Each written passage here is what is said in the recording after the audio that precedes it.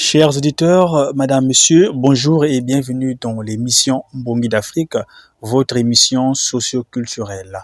Présentée par Hakim Le Negro et réalisée par Régis Goma. La première partie de cette émission sera consacrée à notre rubrique Femmes et Société, rubrique dans laquelle nous accorderons un temps de parole à la servante Christelle Paka. Elle est servante du Seigneur. Elle nous parlera de la résurrection. Elle va exhorter le peuple de Dieu sur la résurrection. Madame, Monsieur, chers auditeurs, sans plus tarder, je vous laisse écouter, je vous laisse découvrir ce que la servante Christelle Paka a réservé pour vous et nous dans cette émission.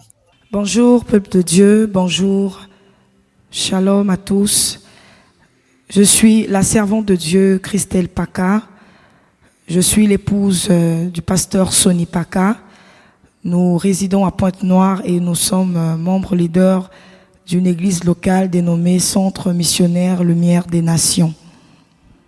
Alors j'ai eu l'opportunité, la grâce d'apporter une exhortation à cette émission dénommée Mbongi d'Afrique sur le thème la résurrection.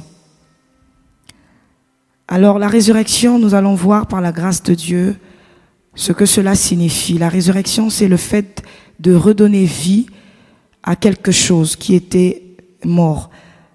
Ou encore la résurrection, c'est le fait de faire revivre quelqu'un qui était sans vie. Donc la résurrection peut être défini également comme l'espoir dans la vie d'une personne. Dans la Bible, nous voyons plusieurs personnages qui ont vécu cette expérience de résurrection. Mais aujourd'hui, par la grâce de Dieu, nous allons voir un personnage biblique que nous connaissons tous, qui est Lazare. Nous allons le lire dans le livre de Jean, le chapitre 11, à partir du premier verset jusqu'au verset 45. Nous allons lire la parole du Seigneur. Il y a un homme malade appelé Lazare. Il habite à Béthanie, le village de Marie et de sa sœur Marthe. Marie est la femme qui a versé du parfum sur les pieds du Seigneur et qui les a essuyés avec ses cheveux. C'est le frère de Marie, Lazare, qui est malade. Les deux sœurs envoient quelqu'un dire à Jésus, « Seigneur, ton ami est malade. » Quand Jésus entend cela, il dit, la maladie de Lazare ne va pas le faire mourir, mais elle va servir à montrer la gloire de Dieu. Ainsi, elle donnera de la gloire au Fils de Dieu. Jésus aime Marthe et sa sœur et Lazare. Il apprend que Lazare est malade et pourtant, pendant 2 jours, Jésus reste là où il est. Ensuite, il dit à ses disciples, retournons en Judée. Ses disciples lui disent, Maître, l'autre jour, des Juifs cherchaient à te tuer en te jetant des pierres. Et tu veux retourner là-bas? Jésus leur répond, il y a 12 heures dans une journée. Si on marche pendant le jour, on ne tombe pas, parce qu'on voit clair. Mais si on marche pendant la nuit, on tombe, parce qu'on ne voit pas clair. Ensuite, Jésus ajoute, notre ami Lazare s'est endormi, mais je vais aller le réveiller. Les disciples lui disent, Seigneur, s'il s'est endormi, il guérira. Jésus a voulu dire, Lazare est mort.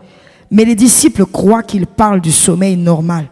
Alors Jésus leur dit clairement, Lazare est mort.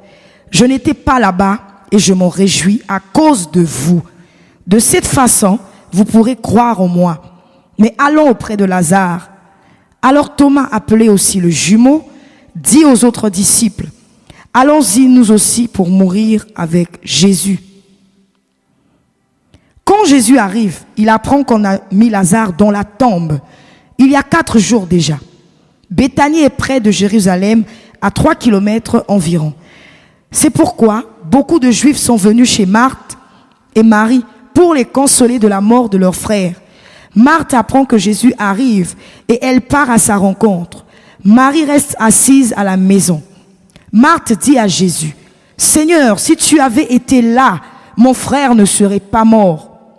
Mais même maintenant, Dieu te donnera tout ce que tu lui demanderas, j'en suis sûr. » Jésus lui dit, « Ton frère se relèvera de la mort. » Marthe lui répond, « Oui, je le sais, Il se relèvera de la mort quand tous les morts se relèveront le dernier jour. Jésus lui dit, celui qui relève de la mort, c'est moi. La vie, c'est moi. Celui qui croit en moi aura la vie, même s'il meurt. Et tous ceux qui vivent et qui croient en moi ne mourront jamais. Est-ce que tu crois cela?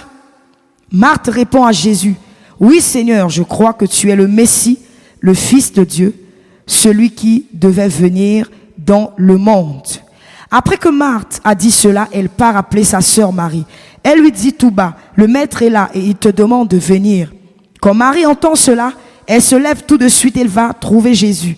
Jésus n'est pas encore entré dans le village. Il est toujours à l'endroit où Marthe l'a rencontré. Des Juifs sont dans la maison avec Marie pour la consoler. Ils voient qu'elle s'est levée tout de suite et qu'elle est sortie. Ils pensent, elle part vers la tombe pour pleurer là-bas. Alors ils la suivent. Marie arrive à l'endroit où Jésus se trouve. Quand elle le voit, elle se jette à ses pieds et lui dit, « Seigneur, si tu avais été là, mon frère ne serait pas mort. » Jésus voit qu'elle pleure. Les Juifs qui sont venus avec elle pleurent aussi. Alors Jésus est bouleversé et troublé. Il demande, « Où est-ce que vous l'avez mis ?»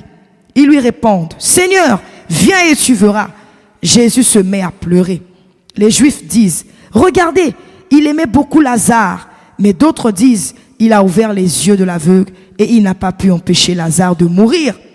De nouveau, Jésus est bouleversé et il part vers la tombe. C'est une grotte avec une grosse pierre placée devant l'entrée. Jésus dit, enlevez la pierre. Marthe, la sœur du mort, lui dit, Seigneur, il doit déjà sentir mauvais. Il est dans la tombe depuis 4 jours. Mais Jésus lui répond, je t'ai dit, si tu crois, tu verras la gloire de Dieu. On enlève donc la pierre. Jésus lève les yeux vers le ciel et il dit, Père, je te dis merci parce que tu m'as écouté. Tu m'écoutes toujours, je le sais. Mais je dis cela à cause des gens qui sont autour de moi. Ainsi, ils pourront croire que tu m'as envoyé. Ensuite, Jésus crie d'une voix forte, Lazare, sors de là. Et Lazare sort. Lui qui était mort, il a les pieds et les mains attachés avec des bandes de tissu. Son visage est enveloppé dans un linge. Jésus dit aux gens, enlevez-lui tout cela et laissez-le partir.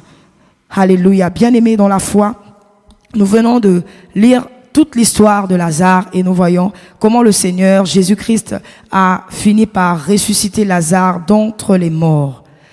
Alors, après avoir lu cette histoire, nous comprenons que Lazare, comme dit la Bible, était malade. Lazare était mort. Mais lorsque Lazare était mort, Jésus n'était pas venu tout de suite. Cette histoire nous raconte que Jésus est venu 4 jours après que Lazare ait été enseveli. Mais à travers cette histoire, nous pouvons comprendre, comme l'avons défini, la résurrection, c'est le fait de redonner vie à quelque chose qui était mort. Il peut arriver que Lazare peut représenter, bien-aimé, votre vie. Lazare peut représenter vos ambitions. Lazare peut représenter votre destinée. Lazare peut représenter vos projets. Lazare peut représenter votre foyer ou votre travail. Il peut arriver que toutes ces choses pour lesquelles vous avez eu à investir, vous avez eu à fournir beaucoup d'efforts, toutes ces choses, bien aimées, sont devenues sans vie aujourd'hui. Alléluia. Toutes ces choses aujourd'hui n'ont pas abouti. Toutes ces choses n'ont pas donné de résultats. Et cela peut représenter la mort pour vous. Mais le Seigneur, Jésus a dit à Marthe qui se disait, mais si tu étais là, plus tôt mon frère ne serait pas mort, étant donné qu'il était malade. Mais Jésus lui répond en disant, je suis la résurrection et la vie. Alléluia. Bien-aimé, si tes affaires ne marchent pas, si ton foyer ne marche pas, tu as perdu ton travail, sache que Jésus-Christ est la résurrection et la vie. Si tes ambitions, tes projets sont tombés à l'eau, tu as investi beaucoup d'argent, mais tu n'as pas reçu le retour sur cet investissement. Je te dis aujourd'hui de la part du Seigneur que Jésus-Christ est la résurrection et la vie. Il est capable de ressusciter tes affaires, ressusciter ton foyer, ressusciter ton travail, redonner de la vie ou redonner de l'espoir à ceux qui n'ont plus de vie dans ta vie. Alléluia. Certes, le Seigneur n'a pas agi au moment où Marthe et Marie l'attendaient. Mais le Seigneur Jésus connaît le temps convenable pour opérer le miracle dans nos vies.